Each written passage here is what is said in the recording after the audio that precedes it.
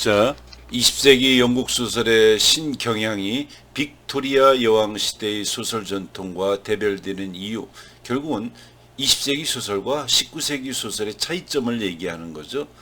첫 번째, 20세기 현대 소설은 기존의 전지적 시점에서 벗어나 1인칭, 그러니까 작가가 다 모든 것을 마음대로 하는 이런 전지적 시점에서 벗어나 복합적 시점을 이용함으로써, 사용함으로써 작가의 직접 개입을 차단하고 훈계주의 도덕적 설계도 배제한다. 그러니까 작가가 전지전능해서 이건 이렇고 저건 저렇고 너 이러면 안 돼, 이런 역할을 현대소설은 하지 않는다. 작가는 작품 바깥으로 빠져나가야 된다는 거죠. 두 번째, 현대소설은 빅토리아 여왕 시대 소설들처럼 리얼리즘을 표방하지만 그 접근 방식 자체가 다르다.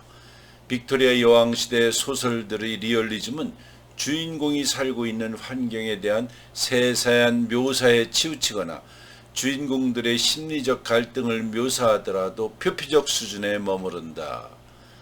현대소설이 의미하는 리얼리즘은 표피적 외관, 묘사에 머무르지 않고 주인공의 내면의 세계, 즉 의식의 세계, 나아가 꿈의 세계로까지 침잠에 들어가는 것을 의미한다. 그러니까 머릿속에서 일어나는 일을 뭐든지 하려고 한다. 또 어떤 주인공이 가만히 이런 생각을 해서 뭔 생각이 어디로 흘러갔는지 그거를 추적해서 그것을 묘사하려고 한다. 이를 성취해내기 위해 현대 소설가들이 흔히 이용하는 기법이 윌리엄 제임스가 이론적 토대를 마련해준 스트림 오브 컨셔스니스 기법, 의식의 흐름의 기법, 아까 한번 했었죠. 의식의 흐름의 기법, 이거 굉장히 중요한 기법이죠. 현대소설의 특징이라고 볼 수 있어요. 의식의 흐름에 이걸로 하니까 좀 이상하네. 그냥 빨간 걸로 해야 되겠어. 의식의 흐름의 기법이다. 뿐만 아니라 인간의 심층적인 내면의 세계, 꿈의 세계, 무의식의 세계에 대한 그들의 탐색은 프로이드와 칼 융, 이 칼 융도 심리학자예요. 프로이드와 아주 같이 하다가 나중에 결별을 했죠. 너무나 프로이드는 모든 것을 성적인 것으로 다 파악하기 때문에 꼭 그런 거겠느냐 이러면서 융과 갈등을 일으켜서 결국은 프로이드 곁을 융이 떠나고 말았어요.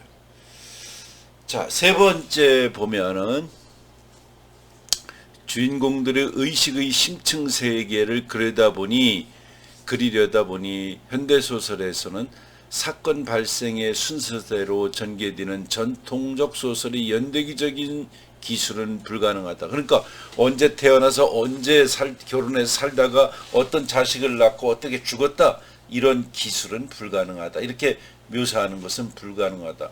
지금 이 소설이 시작하는 게 결혼식 장면에서부터 시작할 수도 있죠. 오로지 주인공 개개인이 느끼는 주관적이고 심리적인 시간이 존재할 뿐이다.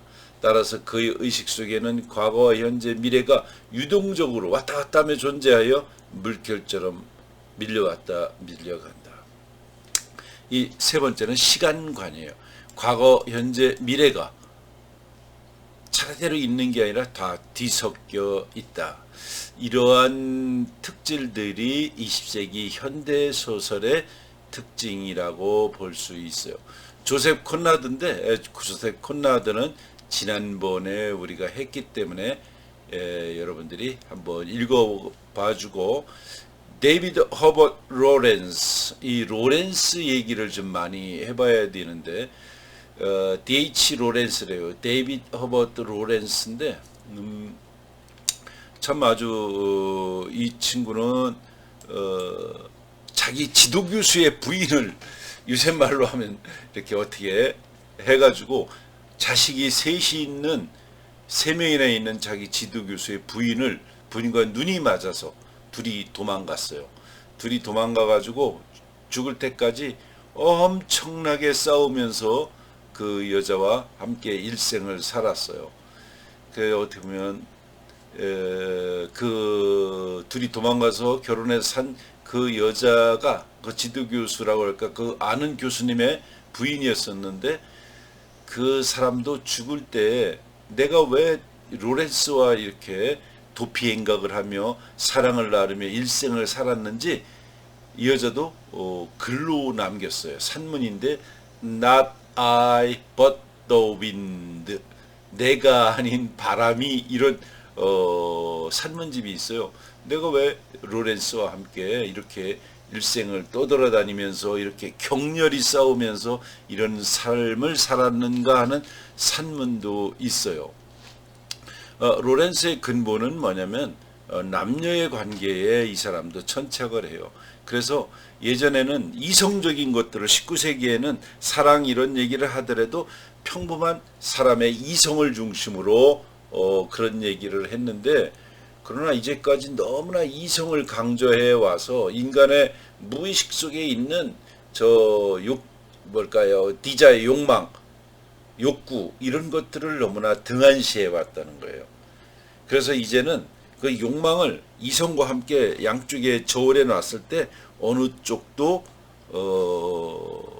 평평하게 되게끔 하게 무거워서는 안 된다. 양쪽의 무게가 같아야 된다. 그래서 인간의 욕망의 세계를 끌어올린 작가라고 볼 수가 있겠죠. 그러다 보니까 포르노 작가 같은 이런 이미지가 있지만 그런 건 아니다. 자, 이 남자는 1911년에 첫 번째 소설 화이트 피코크를 쓰기 시작해서 영국으로 1913년 돌아와서 자전적 소설 선셋 러버스, 이거 중요하죠. 아들과 연인들이라는 소설을 썼다. 이 선셋 러버스도 보면 그렇죠. 선셋 러버스, 아들과 연인들인데 폴 모렐이라는 주인공이 나오죠. 모렐이 어머니와의 관계, 애인이 생기는데 어머니와 정신적 애인의 관계야. 그래서 이 선셋 러버스에 나오는 주인공 폴 모렐의 아버지는 광부였죠. 광부였는데 매일 술 먹고 집에 들어와서 아주 개판치고 뭐 이러는 아버지지. 근데 거기에 비해 어머니는 교사 출신으로서 괜찮은 여자예요. 둘이 안 맞겠지. 그래서 아들을 낳는데 첫째 아들은 중간에 죽고 둘째 아들이 이 폴이 엄마의 그 모든 것들을 다 채워주는 아이예요. 그래서 부부가 사이가 나쁘면 아들이 엄마의 애인 역할을 해주게 되죠. 그래서 이 폴은 아버지는 미워하게 되고 어머니의 관계 속에서 어머니의 모든 것이고 싶어해요. 그 어머니가 부족한 게 뭐예요? 남근이죠. 그러니까 어떤 생식기적인 게 아니라 상징적인 남성성이 없는 것이지. 그래서 자기가 어머니의 그 남성성이 되고 싶어 하는 거예요. 그래서 강인한 모습도 어머니 옆에서 자기가 보여줘야 되고 엄마의 애인과 정신적 애인이라고 볼 수 있어요.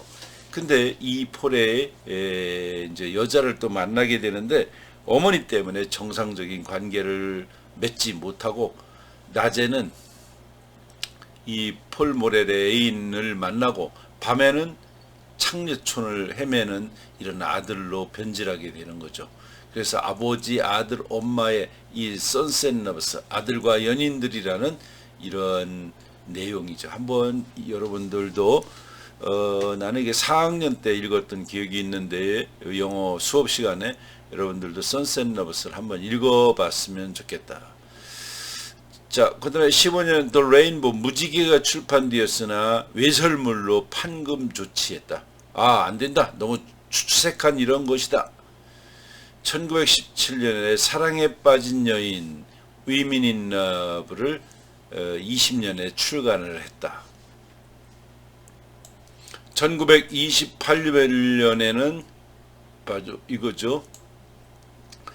유명한 차텔레 부인의 사랑인데 레이디 차텔레이스 러버, 차텔레 부인의 사랑이라는 책을 써서 굉장히 유명해졌어요. 근데 이 외설문학이라고 해서 판금 조치가 취해졌죠. 이것도 그래서 D.H. 로렌스는 이건 남녀의 성관계 이런 것들을 너무 자세하게 묘사해 놨다.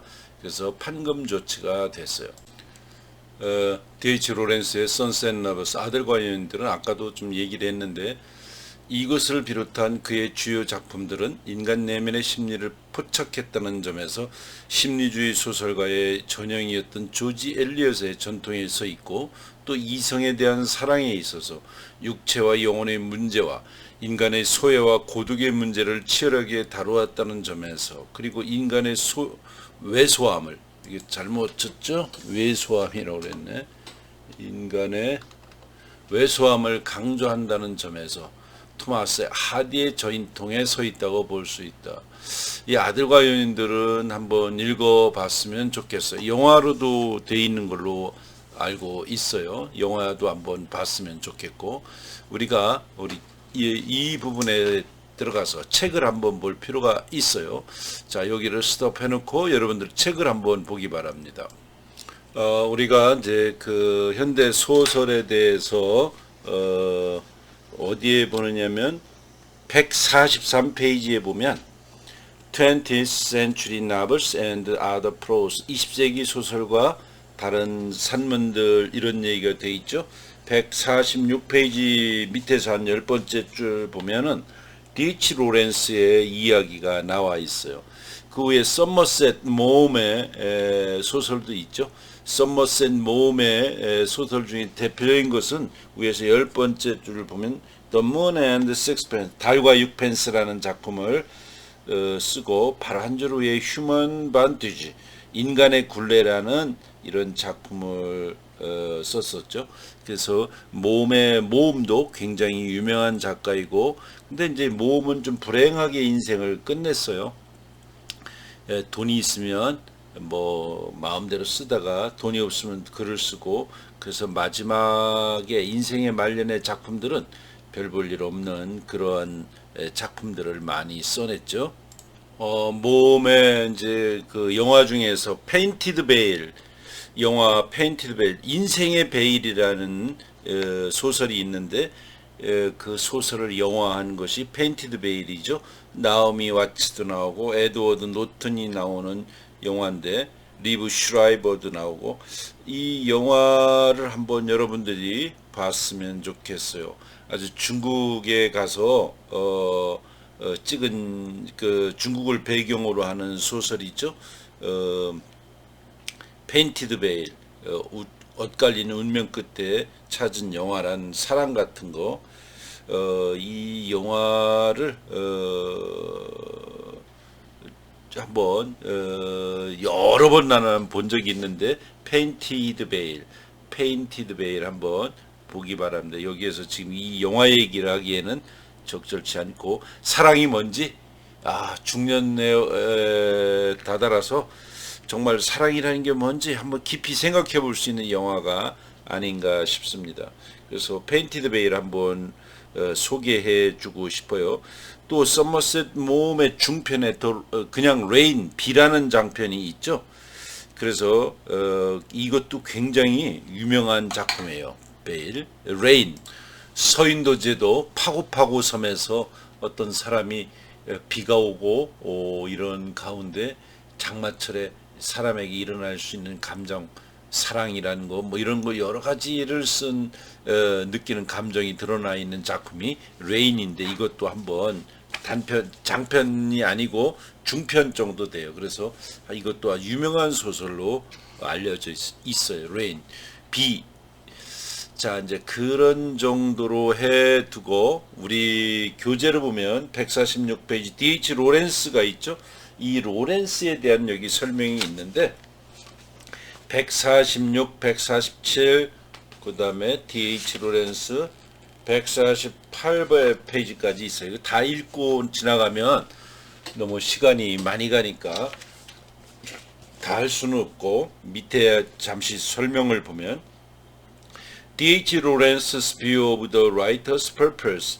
자, D.H. 로렌스의 작가의 어떤 추구의 관점, 작가의 어떤 뷰, 관점은 뭐냐면 아주 very different, 매우 달랐다. 그러니까 작가가 글 쓰는 추구의 관점은 다른 작가들과 달랐는데, he felt it was the novelist's job to show how the individual view of his own personality was often affected by the conventions of language, family, and religion.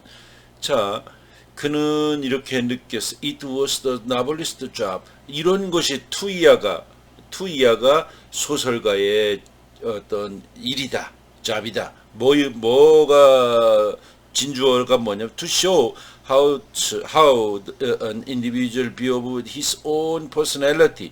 그 자신의 어떤 성격의 개개인의 어떤 개인의 그 자신의 성격이 종종 was often affected by the conventions of language, 언어, 가족, 종교의 전통에 의해서 영향을 받는 것. 개인의 성격 이런 것들이 언어와 가족과 종교에 의해서 종종 영향을 많이 받는 것이 받는 그것을 보여주는 것이 어떻게 달라지는지 이 개개인의 관점을 보여주는 것이 작가의 임무라고 생각을 했어요. 또 to show 이런 걸 보여주는 것이 작가의 임무예요. 작가의 일이라는 거죠. How people and their relationships. 또 어떻게 사람들과 그들의 그 관련성 with each other. 사람과 그 사람들 사이의 그런 관계, relationship이 were always changing and moving. 항상 변화하고 항상 움직이고 있다는 것을 보여주는 것이 작가의 일이라고 생각을 했어요. 그러니까 작가라고 하는 것은 사람과 사람 사이의 관계에서 뭔가 이런 것들이 늘 변화하고 있고 관계가 그리고 가족이라든가 언어라든가 종교의 전통에 의해서 개인의 관점이 항상 영향을 받는다는 것을 보여주는 것이 작가의 임무 또는 일이라고 그는 느꼈다는 것이죠. 그래서 he took the form of the traditional novel. 그는 전통 시절의 전통 소설의 형식을 취하고 made it wider and deeper. 그 형식을 넓고 깊게 만들었다. 그러니까 전통 소설의 형식을 취해 가지고 그것을 넓고 깊게 확대했다 이런 얘기죠. Much of Sons and Lovers, 많은 아들과 연인들은 taken from his own early life. 그의 아들과 연인들의 많은 부분은 그의 초창기의 삶으로부터 가져온 것이죠. 자기 어렸을 때의 삶의 경험으로부터 갖고 왔는데 The Hero, 그 주인공 폴 모렐, 아까 폴 내가 얘기했죠. 폴 모렐은 grows up near Nottingham in the English Midland as Lawrence did. 로렌스가 자랐던 것처럼 영국 중부에 있는 노팅엄에서 폴 모렐도 자라났다. 그리고 또 이 폴 모렐은 또한 want to be a creative artist. 뭔가 창조적인 예술가가 되고 싶어 했다. The center of the novel. 이 소설의 중심은 is the relationship between 폴과 엄마와의 관계다. 그러니까 폴과 아까 얘기했지만 아버지가 메리는 술주정뱅이니까 엄마와 아들 사이의 관계가 엄마의 애인처럼 변해가지고 나중에는 엄마와 아들. 그러니까 엄마가 너무 가까이 있어도 문제가 있어, 그죠? 엄마의 비율을 맞추려고 하고 엄마의 모든 것이려고 하죠. 그러니까 부모가 어느 정도 자식이 크면 좀 떨어질 필요도 있어요. 우리 짐승들도 보면 강아지들 보면 젖먹이가 되면 어느 정도 강력히 띄워놓고 스스로 크게 하잖아요. 사람도 그런 면이 어느 정도 필요하다. 그래서 147페이지에 가면 그런 폴 모렐과 어머니의 관계, 그 애인 미리엄의 관계 이런 것들이 나와 있어요. 근데 작품을 안 읽으면 내가 얘기해도 재미가 없겠죠. 어쨌든 이 작품 하나는 선셋 러버스를 꼭 읽어봤으면 좋겠다 하는 것이 여기 나와 있고 무지개 어디 있죠? 147페이지 끝에 두 번째 The Rainbow 무지개도 그 사람의 소설이고 또 Women in Love 148페이지 위에서 10번째 줄을 보면 어떤 사랑하는 연인의 관계를 보여주죠. Women in Love show two couples. 자, 두 여자 남녀 관계를 두 팀의 세계를 보여주는 게 조이스의 작품이고, 마지막으로 제일 중요한 작품은 차텔레 부인의 사랑이죠. 여기에서는 안 나오는데 차텔레 부인의 사랑이 굉장히 중요하다. 영화로도 나와 있죠. 차텔레 부인의 사랑 꼭 한번 볼 필요가 있는데, 잘못 보면은 그 무슨 저기 영화 같죠? 뭐 포르노 영화가 아닌가 싶은데, 그런 뭐 중간에 가끔 나오는 그런 거 말고 전체를 지배하고 흘러가는 것은 사랑이 뭔지 여러분들이 잘 알 수 있는 작품이었어요. 그래서 차틀레 부인의 사랑보다는 선셋 러버스를 권해주고 싶어요, 여러분들한테는. 그 다음 중요한 작가가 제임스 조이스죠. 제임스 조이스는 D.H. 로렌스보다도 20세기의 모더니즘의 대표적인 사람이라고 볼 수 있어요. D.H. 로렌스는 19세기의 전통을 이어받으면서 19세기의 형식 같은 것은 그대로 이렇게 쓴 작가라고 볼 수 있죠. 아까도 얘기했지만 19세기의 트레디션, 전통의 형식을 그대로, 형식은 실험 정신이 그렇게 강하지는 않았어요. 그래서 사랑이 뭔지 이런 거를 탐구했다면 조이스는 형식에 있어서 굉장한 변화를 가져왔다고 볼 수 있죠. 그래서 20세기는 타임즈가 몇 년 전에, 오래전에 1999년에 타임즈가 20세기 1901년부터 1999년까지 가장 위대한 작가, 또 가장 많이 본 소설을 아마 뽑았어요. 타임즈가 100년 동안 가장 인간들이 많이 읽고 영향력 있는 작가 1등이 누군가를 뽑았더니 제임스 조이스였어요. 특히 그 사람 중에 대표적인 건 누구 있죠? 대표적인 작품은 율리시즈죠. 율리시즈가 가장 영향을 많이 끼쳤고 사람들이 좋아하는 작품이었다. 근데 율리시즈 어렵죠. 그 다음에 조이스 작품이 5번째 또 하나 올라 있어요. 뭘까요? 젊은 예술가의 초상화예요. 젊은 예술가의 초상화가 5번째에 올라 있어요. 그래, 이 조이스는 어디 사람이에요? 영국 사람인가요? 아니에요. 지금은 아일랜드 사람, 영국 옆에 있는 조그마한 아일랜드 사람이 조이스가 태어난 곳이기도 하고, 조이스가 거기서 글을 썼어요. 그래서 요번에 여름에 선생님 자꾸 갔다 온 얘기하는데, 더블린, 이 사람의 처음 작품은 더블리너스예요. 여기 내가 이렇게 빨갛게 해놨죠. 여기 더블리너스인데, 요 더블린 사람들인데, 이번에 가서 보니까 조이스가 살았던 시기에 더블린너스를 읽어보면, 야, 이 아일랜드 사람들 너희들 왜 이렇게 사냐, 사는 게 정말 한심하다, 다 중풍에 걸린 인간들 같다, 정신적으로. 그래서 조이스가 니들 모습을 잘 보고 내가 이 소설을 써놓을 테니 한번 읽어보고 너 사는 모습이 얼마나 추악한지를 보라는 의미로 더블리너스를 쓴다라고 했어요. 그래서 15편의 단편들이 다 모여져서 하나의 주제를 옴니버스식으로 이루는데, 그 주제는 마비예요.